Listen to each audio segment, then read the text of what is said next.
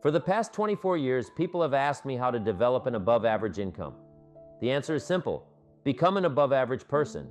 Start by perfecting an above-average handshake. Many people aspire to be successful, but neglect something as basic as their handshake. Develop an above-average smile. Show above-average excitement, and take a genuine interest in others. Cultivate an intense desire to win. These changes can transform everything. One of the most frustrating experiences in life is seeking an above-average job with above-average pay without becoming an above-average person. It leads to frustration. Mr. Schaff gave me invaluable advice when I first met him. He said, "Jim, if you want to be wealthy and happy for the rest of your life, learn this lesson well. Work harder on yourself than you do on your job." This was one of the many important lessons he taught me. Mr. Schaff was kind but direct, often asking thought-provoking questions. During a conversation where I was explaining my struggles, he interrupted and said, "Mr. John, I have the answer for you if you will listen carefully." And listen carefully I did, not just that day, but for the next 5 years. Mr. Schaff once told me, "Jim, if somebody's wealthy and happy, there's a reason. For things to change for you, you've got to change." It wasn't the answer I was looking for, but it was the truth. I share this with you. For things to change for you, you must change. Before meeting Mr. Schaff, I used to hope that things would change on their own. I realized that if things didn't change, I was in serious trouble. And then it hit me. It isn't the world that needs to change, it's me. I remember giving a seminar for Standard Oil executives in Honolulu. During a conference, someone asked me what I thought the 80s would be like. I replied, "Based on my experience, the 80s will be about like it's always been." They listened carefully, expecting profound insights. I said this to make a point. The fundamental nature of life doesn't change. The tide comes in and it goes out. It gets light and then it gets dark. This has been the pattern for thousands of years, and it's not going to change. We shouldn't be surprised by these constants. If someone is shocked when the sun sets, they simply haven't been paying attention. Life follows predictable cycles. After fall comes winter, every year, without fail. While the severity of each winter varies, the sequence does not. Sometimes you can anticipate what's coming, and sometimes you can't. Life's mix of opportunity and difficulty has been consistent throughout history. So, if the external world isn't going to change, how can your life change? The answer is simple: when you change. This is the message I deliver to everyone, from high school students to business executives. The only way life gets better for you is when you get better. Let me give you the 4 major lessons in life. It's important to focus on the major things, because many people don't succeed because they major in minor things. At the end of each week or month, evaluate how you're spending your time to ensure you're not wasting major time on minor tasks. Before diving into the 4 major lessons, let me share 2 key phrases. The first is, life and business are like the changing seasons. Frank Sinatra even sings about life being like the seasons. This analogy is one of the best ways to describe life. Now here's the second phrase, which is very important. You cannot change the seasons, but you can change yourself. You can't change the seasons, but you can change yourself. That's how life gets better for you. Not by chance, but by change. Now, here are the 4 major lessons in life to learn. I finished my first book, and these lessons are in it. Firstly, learn how to handle the winters. Winters come right after falls with regularity. Some winters are long, some short, some hard, some easy, but they always come. You must learn to handle the nights that follow days, the difficulty that follows opportunity, and the recessions that follow progressions. This pattern has been consistent for the last 6,000 years. You must learn how to handle these winters, whether they are economic, social, or personal. Winters can bring broken hearts and long, difficult nights. As Barbara Streisand sings, "It used to be so natural to talk about forever, but used to be's don't count anymore." Disappointments and hardships are a part of life, but the key is how you handle them. You can't eliminate January by tearing it off the calendar, but you can become stronger, wiser, and better. Winters won't change, but you can. Secondly, learn how to take advantage of the spring. Spring represents opportunity and follows winter. It's perfectly placed after winter, occurring every year with regularity. Days follow nights, and opportunity follows difficulty. But to benefit, you must take advantage of the spring. Just because spring arrives doesn't mean you will have a good harvest come fall. You have to act. You must get good at either planting in the spring or begging in the fall.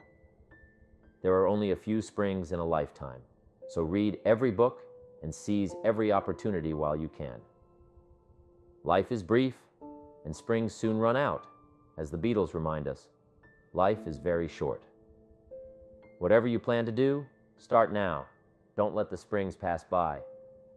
Next thing is, learn how to protect your crops.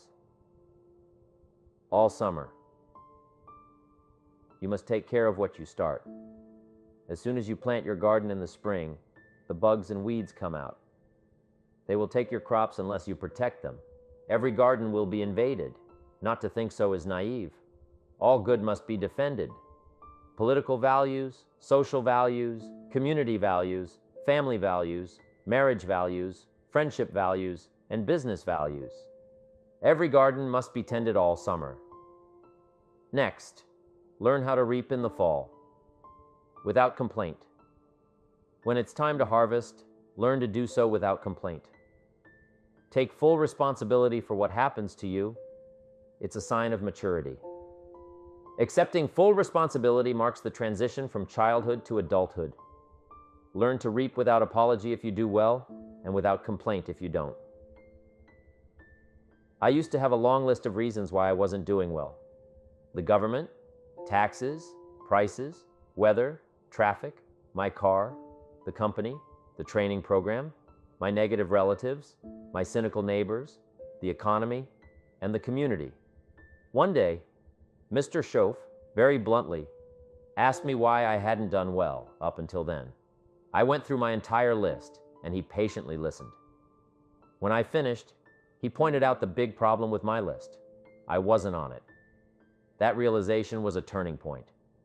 I tore up my list and wrote a new one with one word on it: me. As the spiritual song goes, it's not my mother, nor my father, nor my brother, nor my sister, but it's me, O Lord, standing in the need of prayer.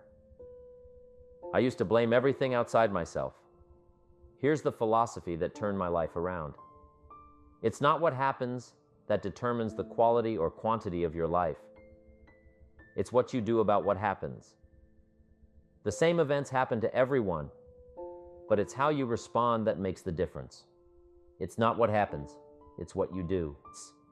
I used to belong to the 97% who couldn't be bothered even if it was easy.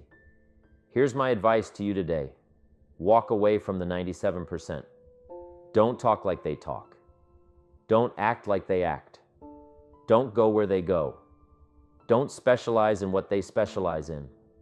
Throw away the blameless they cling to. Start you a new life. You say, well, is it as simple as getting a library card and join the 3%? That's how easy this stuff is. This is so easy. It's so simple. It's not complex. You don't need a 2,000-year-old guru. You don't need multi-track affirmations. I'm telling you, don't affirmation without discipline is the beginning of delusion. Key: don't let somebody sweep you into some contrary way to nature itself. It says, unless you labor the miracle of the seed and the soil and the seasons and God and all the other stuff that's available, sunshine and rain, that's not available to you by affirmation. It is only available to you by labor. So labor well, learn well, discipline yourself well, and you can have all the treasures you want. This stuff's easy and simple. It's not ocean waves and seagulls. Take charge of your own conversation. Take charge of your own family. Take charge of your own possibilities and learn these skills. Develop this kind of strategy. And I'm telling you, life will open up for you. Join the 3%, join the 10%, join the 5%. Walk away from the 95%. Find out what poor people read and don't read it. I'm telling you, don't talk like they talk. Lend a helping hand, but don't fall into their poor philosophical scenario. Don't blame what they blame. Don't use the excuses they use. It's called the language of the poor. Switch gears. Switch language. Switch ideas. Switch strategy. Start with the simplest of disciplines and don't be mean any of these disciplines. The smallest of disciplines starts the process of life change. And if you'll invest in this thing called discipline, you can have whatever you wish. It's called the beginning of a miracle. We all must suffer one of two pains, regardless of your choice of lifestyle and what you want to do. We must all suffer one of two pains, the pain of discipline or the pain of regret. And what we suggest to everybody is to consider the disciplines, because disciplines weigh Oz. Regrets weigh tons. You don't want to substitute a discipline for a regret. In our opinion, that would be a poor choice. Now you can do it, but some things are poor trade-offs. The old prophet said, "What if you gained the whole world, but it cost you your soul? Would that be worth it?" And with a bit of intelligence, we say no. That doesn't seem worth it. Even if you got the whole world, if you traded your soul, that experience would be so bitter and so awful and so devastating, it wouldn't be worth it. What if you got some gain by greed instead of legitimate ambition? I'm telling you, disciplines work miracles. Disciplines work miracles. And here's the first piece that works miracles. 1, do what you can do. Not let neglect grab you by the throat. Don't let neglect stall you on your path toward prosperity and health. Being able to become powerful, influential, rich beyond wildest imagination. Don't neglect what you can do. If you can, read. Read if you can. Change if you can. Grow if you can. Take one step. Do not neglect to do whatever you can do at the moment. Of course, you can't run a multi-billion-dollar business today. Mark couldn't either 10 years ago. Mark couldn't either 5 years ago. But I'm telling you today, he can do it. Because step by step, year by year, he took on what he could do. He didn't neglect it. He did the meetings he could do. He made the calls he could make. He read the books he could read. He took the classes he could take. And step by step, he got himself ready. I'm telling you, do not neglect to do whatever you can do, because it'll work miracles of personal development first, productivity second. Now do what you can. 2, do the best you can. If it's a foggy night and you can only see 100 feet, how can you see another 100 feet? Answer. Walk the first 100 feet, walk as far as you can see, and then you can see some more, and walk as far as you can see, and then you can see some more. So what you've picked up here, just do it as far as you can see it, and I promise you, if you'll execute as far as you can see it, you'll be able to see more.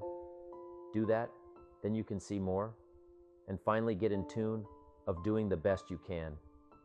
And you'll have the activity that'll develop the disciplines that will set this sail so that you can say, it doesn't matter how the wind blows.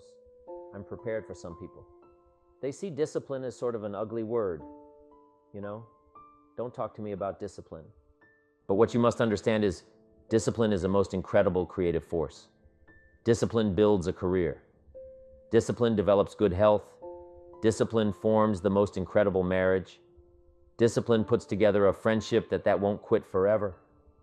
Discipline develops skills that can be magnified, and touch the world. Discipline opens up music. You can't have incredible music without discipline. In fact, we call them the disciplines. We call architecture and music, and we call playing an instrument, we call sculpturing, we call painting, we call writing, composing. We call those the disciplines. And the disciplines gives us the indication that, yes, it doesn't come except by discipline. But it also means that the discipline is the open door to the creative process, to turn nothing into something, and to turn imagination into reality. So here's what you must learn to do. Appreciate the disciplines and welcome the disciplines. Here's a good question to ask. What other discipline could I begin that would open up a whole new expression in my life of turning imagination into reality? Without discipline, there is no enterprise. Without discipline, there is no magnificent structure. Without discipline, there is no music. Without discipline, there is no health. Without discipline, you know there is no advantage. There is no future. So discipline is all when it comes to imagination, having something real, believing in it, and turning it into reality. The key to development is to be all that you can possibly be. I don't know what your talents are. I don't know what your skills are. But here's what I probably am. Right on. That you're behind on an accelerated effort toward your full development. I would suggest that now for some of you, I know that's probably really not true. But even as I look at my own life, because I'm tempted to procrastinate just like everybody else. Here's the time to act. When the idea is hot and the emotion is strong, that's the time to act. You say, Mr. Rohn, I'd like to have a library like yours. See if you feel strong about that. What you've got to do is get the first book and then get the second book before the feeling passes and before the idea gets dim. Action, prompto action. Immediate action as soon as possible. Because if you don't, here's what happens. We call it the law of diminishing intent. We intend to when the idea strikes us. We intend to when the emotion is high. But now, if you don't translate that into action fairly soon, now the intent starts to diminish, and a month from now it's cold. A year from now can't be found. So act, set up a discipline.